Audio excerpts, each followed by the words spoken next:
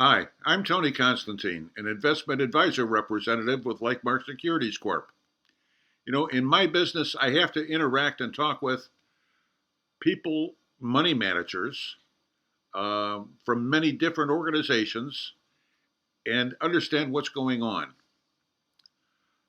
When you talk to this many people and they all have pretty much the same opinion, you tend to think that what they're talking about and what they're thinking is more likely to happen than not happen. And right now, they're talking about the possibility of inflation.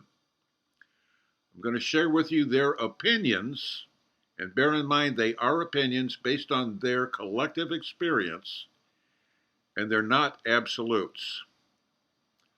First opinion is this. In 2008, we went through the Great Recession. The Federal Reserve and uh, across the globe, national banks stepped up, and to combat the crisis, they went for a zero interest rate policy. That's the way you hit hardest at a recession. And they also came up with quantitative easing. That's buying government bonds and simply printing new money to buy the bonds. Second, they kept this policy up long after the crisis was over. In fact, it's still there today. They were very successful in dropping the interest rates. Unfortunately, the Federal Reserve has taken its number one method of attacking a recession out of its quiver of arrows because the interest rates are so low now they can't go too much lower. And secondly, they're still buying bonds and printing money. So that's an inflationary pressure. Even though we haven't felt it since then, and we've benefited over the past 12 years by having the longest bull market in history and probably the longest period of economic expansion in history. Well, you have to remember that the Federal Reserve is there to do what they think is best. Now they're trying to figure out how to get inflation up to 2% because that they think that is a healthy area for it to be in. And they can't determine whether to just raise it to 2% and how to do that, or average it around 2% and how to do that. So without leadership there, I'm not sure anything's going to happen. Are you?